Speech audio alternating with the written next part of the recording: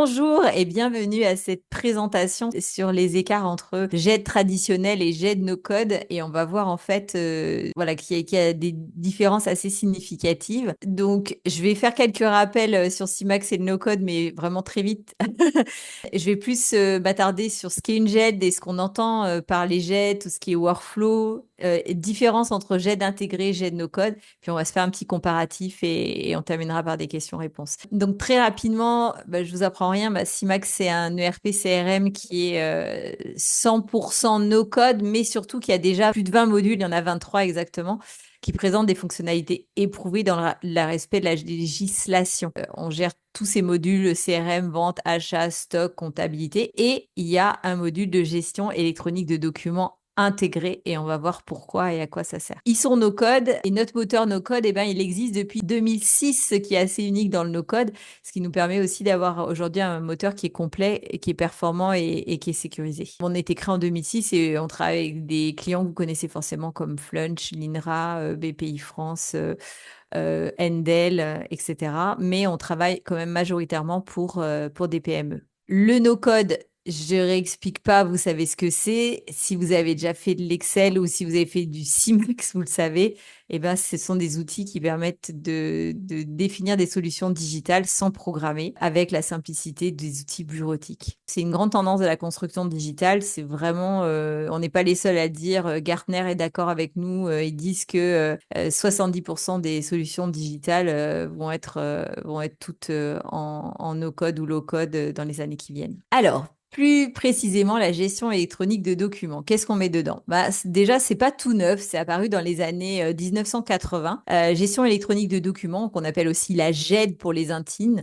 C'est le réceptacle de l'ensemble des documents numériques de l'entreprise. Et c'est vrai que plus on va vers tout ce qui est tendance RSE, respect de l'environnement, zéro papier, et plus on s'intéresse à la GED, le besoin de numérisation, il est lié à plein de choses. Voilà, environnementaux, d'optimisation des flux de l'entreprise, d'une meilleure conservation et d'une meilleure recherche de la documentation. Donc, les objectifs de la GED, c'est d'organiser les documents de l'entreprise, de sécuriser ces documents, de passer au zéro papier, de faciliter la recherche des documents et la recherche dans les documents, de faciliter le partage.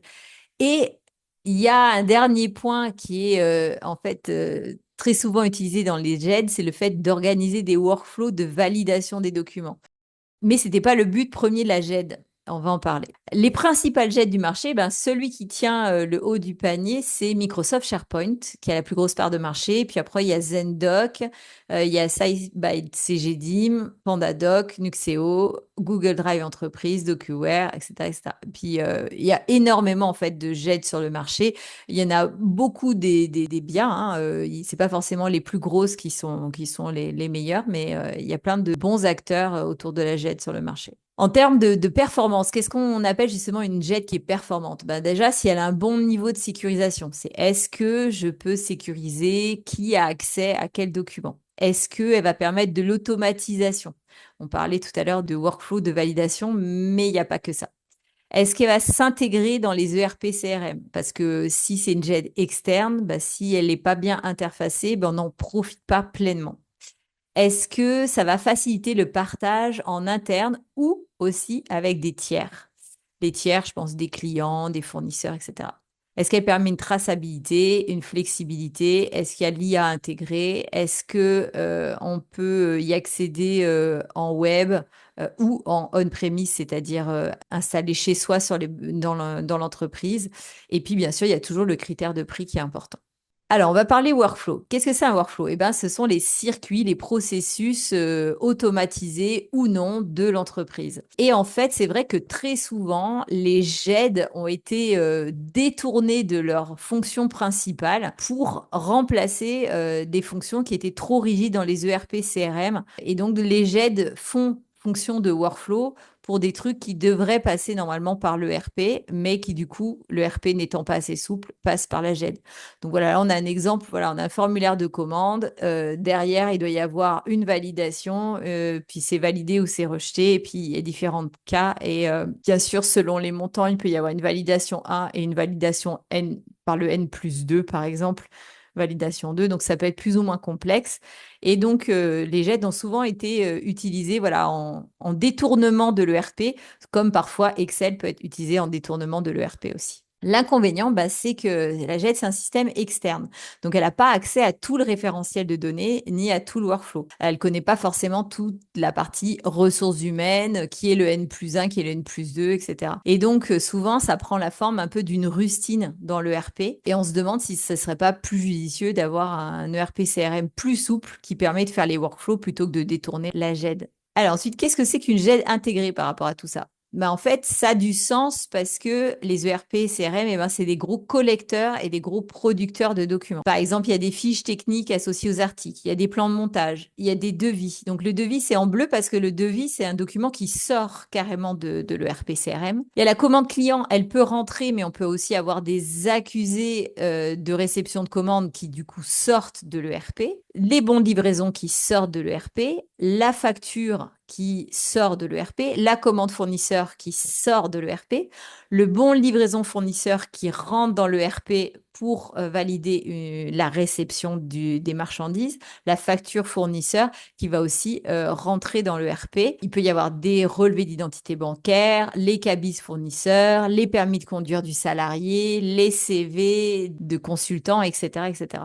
Donc, on voit bien que autour de toutes les fonctions de l'ERP, le volet JED y gravite. Et donc, ça a du sens d'avoir une JED intégrée parce que ça permet d'accéder aux documents là où on en a besoin. Donc, par exemple, dans CIMAX, en fait, quand vous avez la JED qui est activée et que vous allez dans la fiche de votre article, vous voyez ces fiches techniques qui sont rattachées dans l'onglet documents. Et donc, ça permet du coup de voir les fiches techniques de l'article, même si elles sont quand même rangées dans la JED. Quand vous allez être dans l'ordre de fabrication, vous allez voir le plan de montage. Quand vous allez être dans la fiche du salarié, vous allez avoir accès à la copie de son permis, de son CV, etc. Et ça, vous ne l'avez pas forcément si vous avez une JED externe, ou alors il faut que votre JED externe, elle soit bien interfacée. Voilà. Donc l'interfaçage est hyper important si vous avez une JED externe. Et donc c'est pour ça aussi qu'on a construit la JED de CIMAX pour que elle puisse soit utiliser les fonctionnalités de stockage de CIMAX, soit faire appel à une JED externe, ce qui permet du coup de lier les documents directement avec le logiciel principal. Et maintenant, si on parle des JED no-code par rapport à tout ça, les JED, en fait, elles sont de plus en plus no-code. Déjà, il n'y a pas que CIMAX qui... Bon, nous, on a été très pionnier, très en avance sur le volet no-code, mais vraiment depuis 2018, ça se développe dans toutes les solutions et dans les JED, on a de plus en plus de no-code aussi. Donc, c'est de plus en plus possible de paramétrer les workflows dans les JED sans programmer. Beaucoup plus rare dans les ERP CRM, donc du coup, les JED, elles continuent à être un peu détournées de leur fonction primaire, mais au moins, elles le permettent de plus en plus. Les interfaces, par contre, elles restent souvent un peu techniques, mais ça reste toujours du domaine du faisable.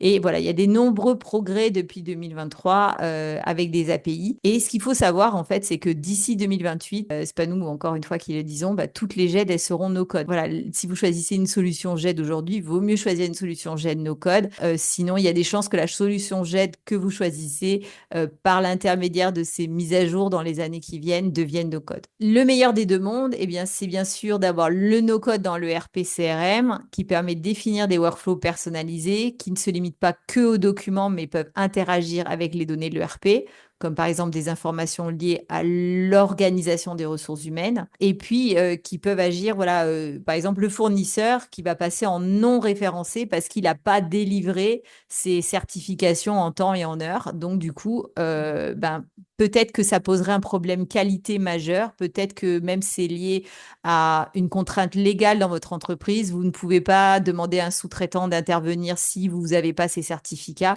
Donc potentiellement, vous n'allez pas pouvoir lui passer de commande. Et le fait d'avoir ce workflow qui est sécurisé dans l'ERP, vous n'auriez pas pu le faire que dans la JED. Et là, c'est vraiment possible de le mettre en œuvre quand c'est intégré à l'ERP.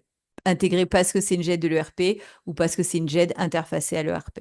Donc, dans CIMAX, il y a le module GED qui s'active. Il faut savoir qu'on peut paramétrer cette GED CIMAX en lui disant que les données, elles sont stockées dans une GED externe. Donc, vous avez le choix d'avoir une GED externe ou d'utiliser la GED de CIMAX. La GED de D'accord. CIMAX, vous pouvez dire soit les fichiers sont stockés en base de données, soit ils sont stockés donc dans une GED externe. Vous pouvez aussi dire qu'ils sont stockés sur le réseau dans une arborescence que vous définissez.